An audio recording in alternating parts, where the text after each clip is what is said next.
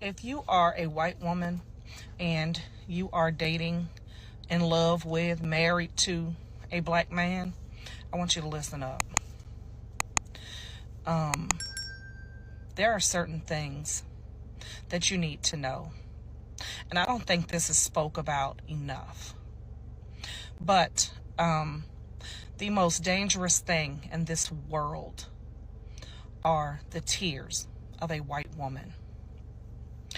And if you truly love the black man that you are with, you need to know that you need to have his back and protect him at all costs, including protecting him from yourself. And what do I mean by that? My son was dating a white woman. My son is biracial.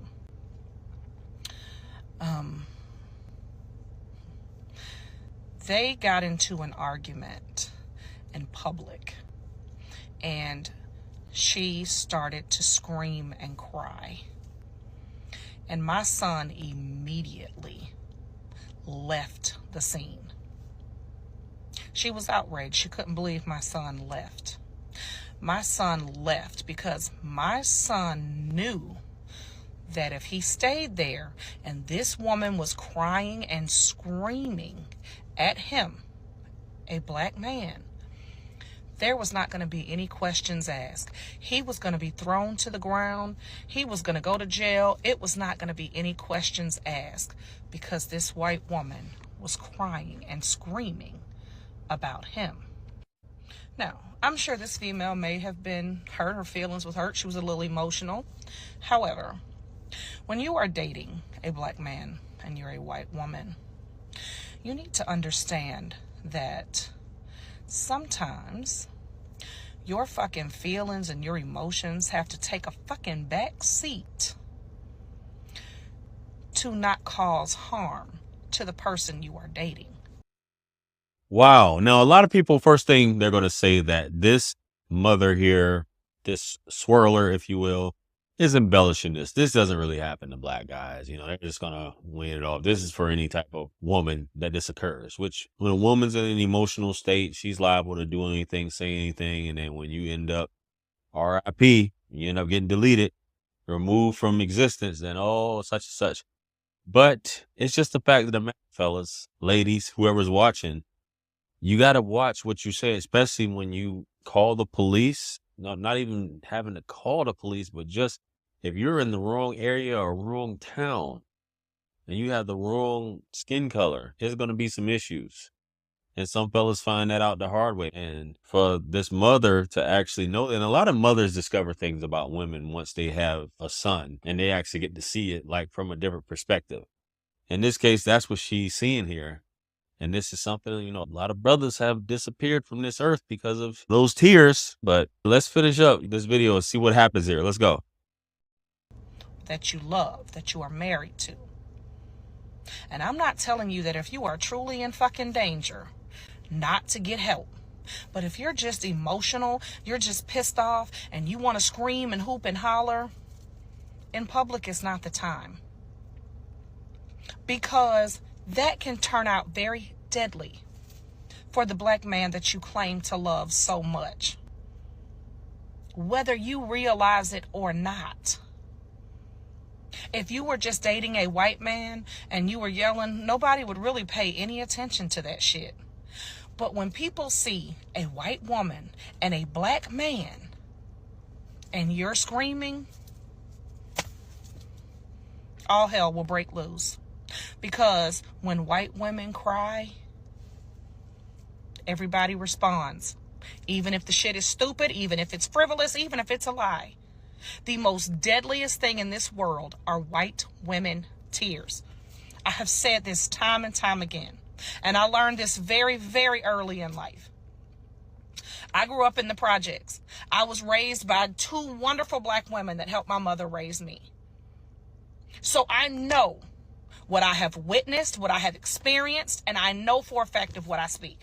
I learned very early in life that I could be a voice for my friends and my family because people would listen to me far more than they would listen to them.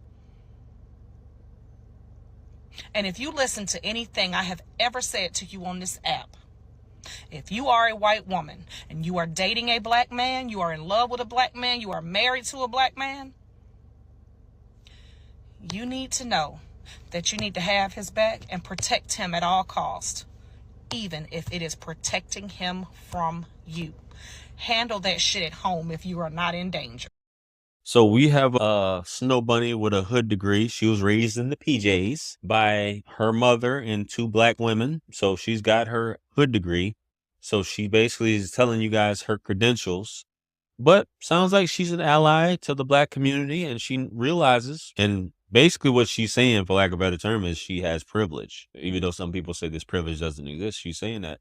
But there is something in terms of those tiers, and I think a lot of girls learn early on. We can talk about race and all this stuff like that, but there is a difference when a white woman starts crying as opposed to other people. I've heard stories from, not me personally, but I have experienced something along those lines of working, and then when a white woman starts crying, when she knows she's in trouble, it's automatically treated as a different code red or a situation that she needs to be attended to or be taken lightly or give her a pass. Now, I've heard women who work in the healthcare field, and they have stories about anytime there's an argument or anything or disagreement, they'll say that white women tend to just start crying. That's always like a coping mechanism, if you will, or a way to kind of inspire some sort of sympathy in any situation. If there's a disagreement, that's just something that happens.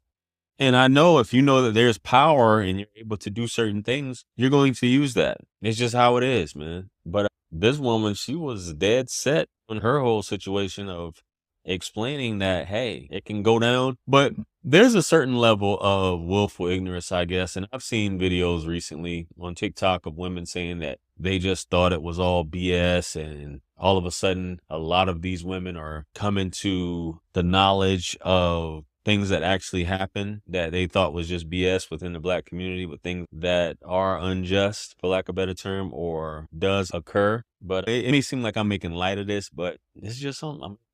That's how she feels. You got a son, you may end up losing your son. But that's a whole different conversation on how white mothers treat their biracial kids, whether it be a son or a daughter, or have that experience firsthand of how people do treat your kids that are biracial as opposed to you. So, but yeah, seems to be a real thing, guys. Anyway, let me know what you guys think. Comment below.